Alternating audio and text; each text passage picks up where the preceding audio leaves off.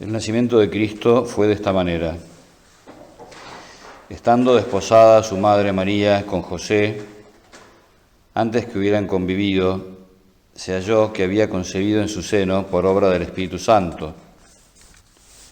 Mas José, su esposo, como era justo y no quería infamarla, resolvió dejarla secretamente. Estando él en este pensamiento, he aquí que un ángel del Señor se le apareció en sueños diciendo: José, hijo de David, no temas recibir a María tu esposa, porque lo que se ha engendrado en ella es del Espíritu Santo. Dará a luz un hijo a quien pondrás por nombre Jesús, pues él ha de salvar a su pueblo de sus pecados. Todo lo cual se hizo en cumplimiento de lo que preanunció el Señor por el profeta, que dice: La Virgen concebirá en su seno y dará a luz un hijo, a quien pondrán por nombre Emmanuel, que significa Dios con nosotros. José, al despertarse, hizo lo que había mandado el ángel del Señor y recibió a su esposa. Y sin que la conociera, dio a luz su hijo primogénito y le puso el nombre de Jesús. Estas son las circunstancias en las que Dios viene al mundo y en este evangelio, sobre este evangelio se han escrito ríos de tinta. Hay un comentario de San Juan de Ávila, a quien no pensaba citar tantas veces, y creo que ya es la tercera vez que cito, pero es un comentario que a mí me gusta mucho, entre otras cosas porque está en castellano antiguo. Entonces yo les voy a ir citando, voy a ir leyendo lo que dice San Juan de Ávila, que es muy interesante. 3 cosas nos declara este santo evangelio que acaecieron a estos santos desposados, Joseph y María. A saber, 2 puntos. Las grandes mercedes que Dios les hizo, la tribulación y prueba en que Dios los metió y el piadoso socorro que en el tiempo de mayor angustia les envió. Esta historia me hace acordar a todas las series que estamos viendo en Netflix, que a uno lo tienen en vilo. Vieron siempre, cada uno de los episodios termina de una manera que uno tiene ese deseo de volver a ver cómo continúa la cosa, ¿no? Porque siempre hay una cosa que está por resolverse, ¿no? Bueno, y entonces empieza todo muy bien, pero después se complica. Y se complica no así livianito, sino que se complica mal, ¿no? Bueno, meditemos un poco estas 3 cosas. Los regalos que Dios les hizo. Ayer hablamos acerca de la Virgen y sobre todo eso que significa para ella la maternidad, ¿no? El regalo más grande que la Virgen recibe es el de ser la Madre de Dios. Dice también otra cita: Quem totus non capit orbis intua se clausit viscera factus homo. Aquel a quien el mundo es incapaz de contener, hecho hombre, se encerró en tu seno. Ese es el regalo fundamental, el regalo más grande que Dios ha hecho a la criatura. A ninguna criatura le ha hecho ese regalo tan grande, ¿no? Nosotros rezamos una oración en las preces, una oración a San José, en donde más o menos se resume cuáles son estos regalos que Dios le hizo a él. Fecit te Deus quasi patrem regis, Dios te hizo casi padre del rey, casi padre del rey. Et dominum universae domus eius, y señor de toda su casa. Este es el administrador fiel y prudente al que el Señor puso al frente de su casa para darle en su momento lo que necesita, lo que necesita en cada uno de esos momentos, ¿no? José es el hombre de confianza de Dios, es la persona en la cual Dios confía para sacar adelante lo más importante que él tiene acá en la tierra.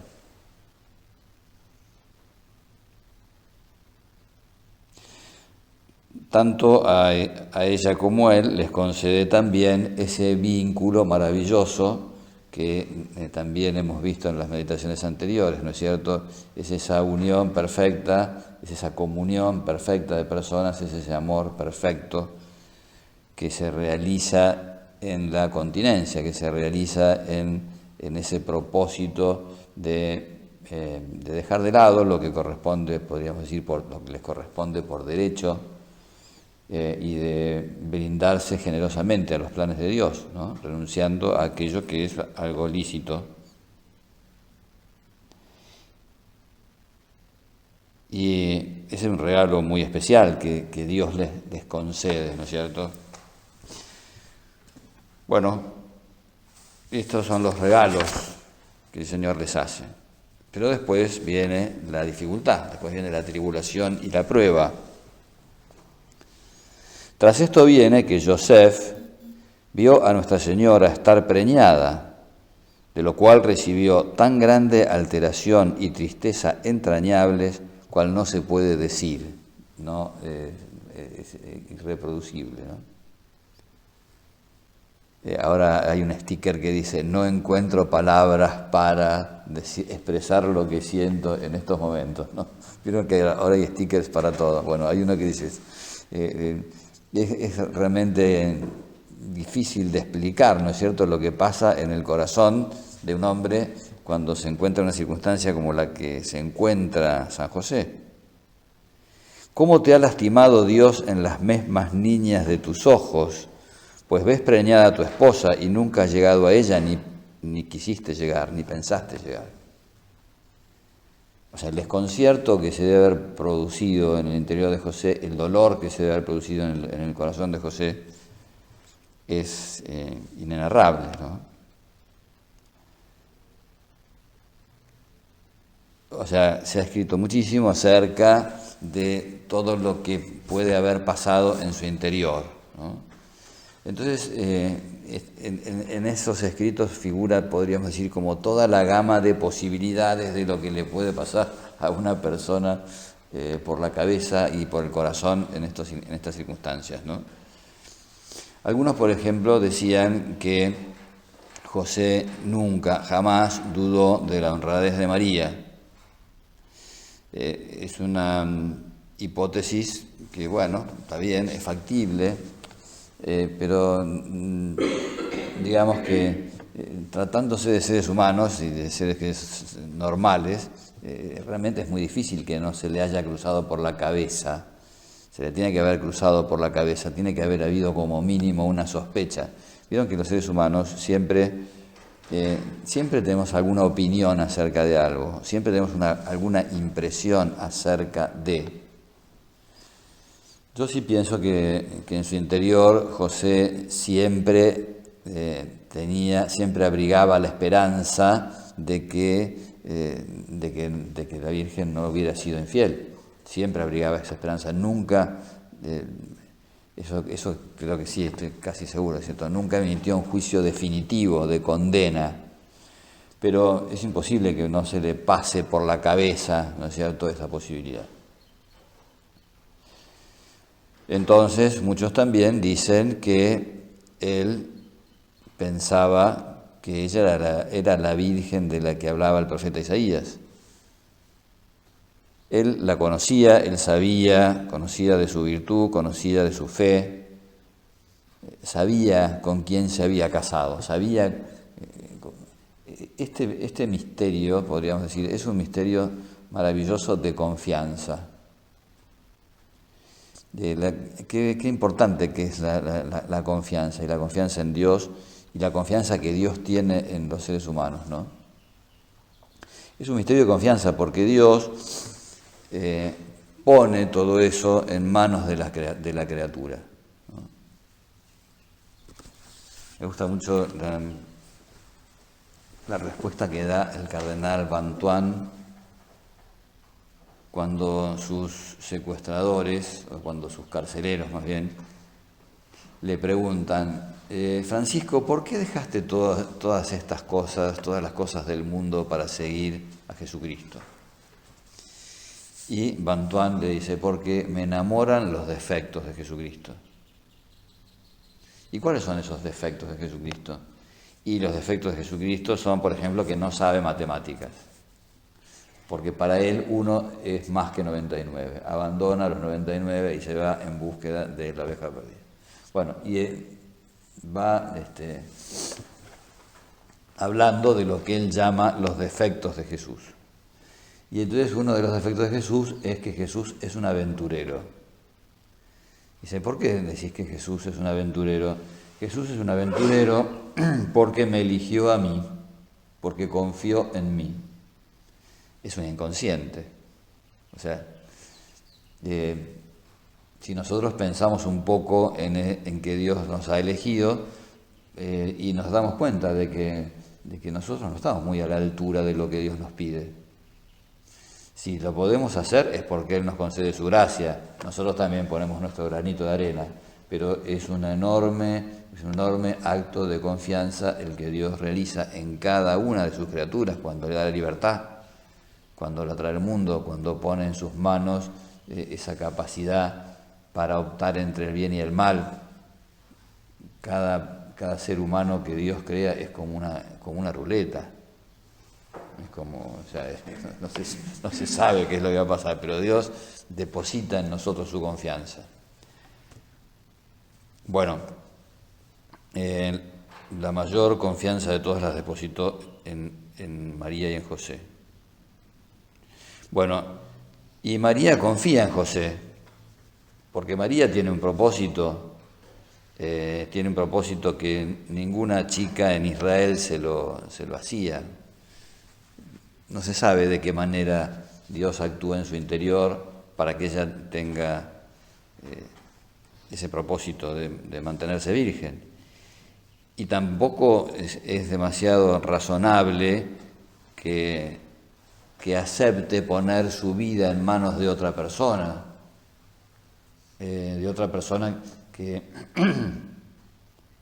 que tiene que servir como garantía de su propósito.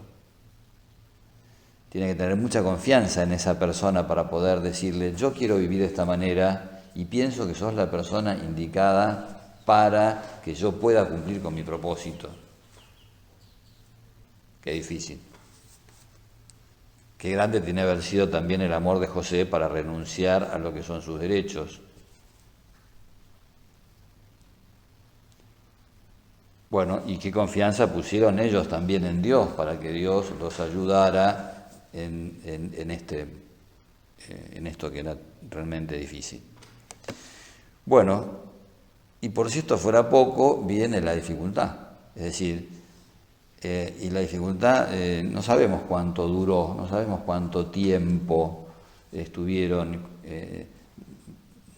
sufriendo, porque José sufría por la incertidumbre, María sufría por verlo sufrir a José. Y la cosa es brava porque José resuelve abandonarla, o sea, termina tomando una decisión que es la peor para él. Si había algo que él no quería era abandonarla. Pero consideró que era lo mejor.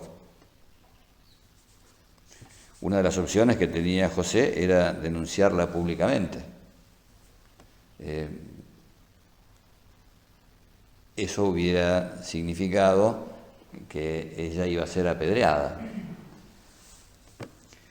Por supuesto que José no quería esto. Tampoco pensaba que tampoco debía recibirla. Si ella era culpable, porque no estaba bueno convivir con el pecado. Si ella era inocente, muchos dicen que él se consideraba indigno. Si era cierto que ella iba a ser la Madre de Dios, él se consideraba como indigno de participar de esa relación entre María y su hijo.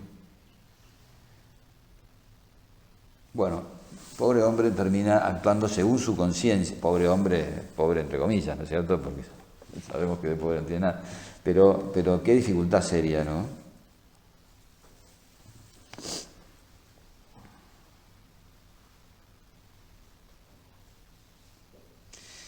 Dice que José gemía, llamaba el socorro de Dios y no se lo daba, porque se lo guardaba para el tiempo de mayor necesidad. ¿Cuántas veces nos pasa esto, no? Porque muchas veces nos encontramos en dificultades, no sabemos por qué viene la dificultad. Dificultades que pueden ser de todo tipo, ¿no? Y a veces uno dice, ¿no? Tenemos un poquito el derecho, como hacía Santa Teresa, ¿vieron? Tenemos un poquito el derecho al pataleo. A mí me encanta esa escena de Santa Teresa cuando se le está yendo a fundar en una ciudad y entonces la rueda del carro se le queda trancada en el fondo del río y entonces Teresa, que tenía un carácter bravo, le dice a Jesús, dice, Jesús, ¿por qué permitís que pasen estas cosas? Estamos trabajando para vos. Y oye la voz que le dice, Teresa, así trato yo a los que amo. Y entonces ella le retrucó, con razón tenés tan pocos amigos. Está bueno eso, ¿no? Porque nosotros tenemos derecho al pataleo, somos hijos de Dios y por tanto cuando las cosas se nos dificultan, cuando el camino se hace más difícil, tenemos nosotros nuestro derecho de decirle al Señor, Señor, ¿dónde estás? Como le dicen, ¿no?, los discípulos en la barca, Señor, estaba Jesús dormido, Señor, ¿no te importa que perezcamos? ¿No te importa que nos ahoguemos? Bueno, y el Señor reservaba ese auxilio para el momento de mayor necesidad. Cuando José había tomado ya esa decisión grande, importante, que no lo beneficiaba a él para nada, porque él para nada quería abandonar a María, ahí es cuando le viene el auxilio. Padecía San José y padecía la Santísima Virgen. Ambos llamaban a Dios y dilataba el Señor el socorro para que ellos mereciesen con la paciencia y nosotros más nos aprovechásemos de tales ejemplos, pues sabía el Señor que nos habíamos de ver en tribulaciones. Un poquito lo permite, como permite también que el diablo lo tiente a Job. ¿Vieron? ¿Se acuerdan todas las barbaridades que tuvo que soportar el pobre Job? Y eran porque el Señor quería verdaderamente dar un ejemplo de virtud, que quedara para la posteridad un ejemplo de virtud. Hay veces que nosotros pensamos, bueno, pero no me puede estar pasando esto a mí. Hizo muchas gracias en tiempo una de estos chistes gráficos que decía, bueno, pero yo no hice nada para merecer esto que me está pasando. Y en el cuadro siguiente está el sujeto pensativo y dice, ahora me estoy acordando, dice. Porque a veces nosotros nos creemos totalmente inocentes, ¿no es cierto? Como que no, yo no me merezco esto. Y vaya uno a saber. Bueno, dejando de lado que uno se lo merezca o no se lo merezca, también a las personas que son recontra buenas les pasan cosas, ¿no? Y tienen dificultades y el Señor las prueba. Cuando la gente habla de pruebas, a mí, yo siempre quiero hacer una distinción. Dios no nos prueba como un profesor prueba a sus alumnos, es decir, no les hace preguntas para ver si los alumnos saben o no saben. Dios no necesita de ese tipo de cosas para saber cómo somos nosotros. La palabra prueba yo la interpreto más bien como una nueva meta para alcanzar, como que Dios nos está subiendo el grado de dificultad para que nosotros vayamos creciendo de esta manera, ¿no? Es una prueba que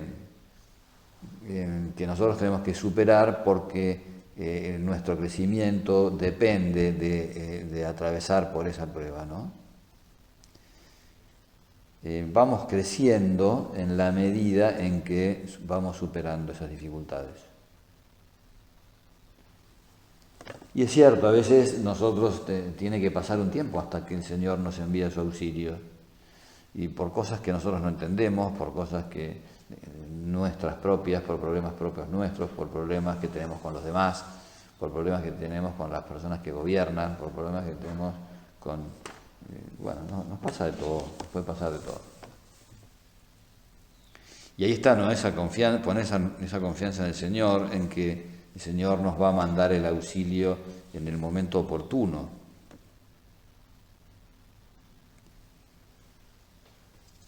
Me estaba acordando del día que naufragué frente a las costas de Rosario. Porque había salido con un amigo mío a remar y entonces el tiempo estaba muy incierto. ¿Vieron esos días en los que sale el sol, pero después se nubla, empieza a llover un poquito, viene el viento, se despeja? Bueno, hay días que son así, ¿no? Ida y vuelta continua. Bueno. Almorzábamos algo y después de almorzar cruzamos al otro lado. Y entonces nos habían prestado un kayak y el que nos prestó el kayak dice: si viene tormenta, no vuelvan. Bueno, en un momento determinado nosotros íbamos remando para el norte y mi amigo me dice: mirá para atrás. Y del lado de San Nicolás venía una tormenta infernal. Y yo hice exactamente lo contrario de lo que me había dicho el sujeto. Bueno, entonces hice un cálculo que me salió mal. Yo digo, si llegar hasta acá nos tardamos 20 minutos, bueno, en 30 minutos, 40 estamos de vuelta. Además vamos a favor de la corriente. Pero claro, la composición de fuerzas uno no la conoce demasiado. La corriente venía a favor nuestro, pero el viento venía muy en contra. Y no venían una sola. Vieron, cuando el río está picado, es una olita que viene por acá, otra que viene por allá. Las primeras olas no entraron, pero la quinta y la sexta ya empezaron a entrar. Teníamos una botella de Coca-Cola partida por la mitad. Y en un momento determinado, cuando ya estaba el agua entrando, mi amigo me dice: achicá, me dice. Entonces, y me pasa la botella de Coca-Cola. Entonces yo hice un gesto simbólico, hice así, tiré el agua y digo: esto es una porquería, tengo todo el Paraná de frente, ¿para qué me sirve la botella de Coca-Cola? Para achicar, imposible. Y entonces mientras iba remando, mi amigo era ateo además. Entonces yo tenía ganas de decirle: rezá, le iba a decir rezá, pero yo sabía que el tipo, como era ateo, me iba a decir remá. Y yo ya estaba remando y no podía remar más. Entonces tiré la botella de Coca-Cola, me puse el salvavidas y entonces venía pensando: Señor, ¿no te importa que perezcamos? Me venía acordando de los que naufragaban, de los apóstoles cuando Jesús estaba dormido en la barca. Señor, ¿no te importa que perezcamos? No perecimos, estamos acá. Bueno, y el Señor nos manda su auxilio en el momento más difícil, en el momento en el que más lo necesitamos.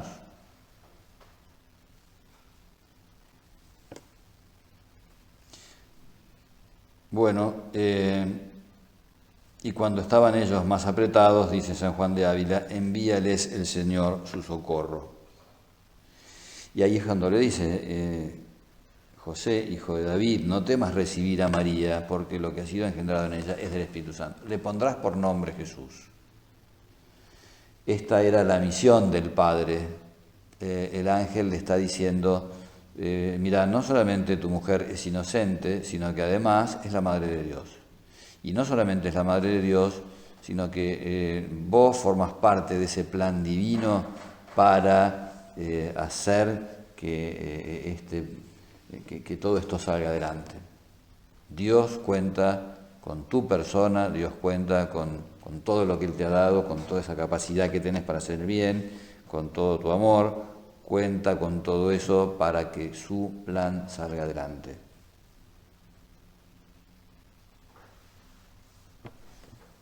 Esto le dijo y con tanta claridad que ninguna duda le quedó, grande ni chica, ni más tinieblas en el corazón. Y con corazón tierno da muchas gracias a Dios porque le había librado de la huida que quería hacer y le dolía el haber sospechado y no se tenía por digno de estar delante de ella y daba alabanza a Dios y se le ofrecía por esclavo por servir a tal hijo y a tal madre. Y termina diciendo San Juan de Ávila, este fin tienen los trabajos en los que Dios pone, trocándolos en doblado placer. Y así se acaba el Santo Evangelio. Está bueno, lo de colorín colorado debe venir seguramente de San Juan de Ávila. Y así se acaba el Santo Evangelio. O sea, este es el final que tienen los problemas en los que el Señor nos mete, porque la verdad es que el Señor nos mete en problemas. Nosotros aceptamos, ¿no? Aceptamos meternos en problemas, pero a veces los inventamos nosotros y a veces los inventa Él. Cuando los inventamos nosotros a los problemas, la cosa es más difícil todavía. Cuando los inventa Él, la cosa no es sencilla, pero bueno, pero zafamos, ¿no? O sea, esto es lo importante. Qué bueno, ¿no? Dios que confía en esas dos criaturas que confían la una en la otra, esas dos criaturas que confían en Dios, ¿no? Son, creo que, un ejemplo para nosotros, para saber esperar los momentos en los que Dios nos envía su auxilio, ¿no? Que no desesperemos, que no pensemos que las cosas están ya todas terminadas, acabadas y que van a terminar todas mal. La historia del cristiano termina bien, siempre bien. Todo lo que hacemos por amor a Dios, todo lo que hacemos por amor a los demás, aunque a veces se complique, aunque a veces nos traiga trabajos y dificultades, siempre termina bien porque el Señor está sustentándonos, el Señor está sosteniéndonos, ¿no? Y esperando a ese momento en el cual realmente estamos más necesitados.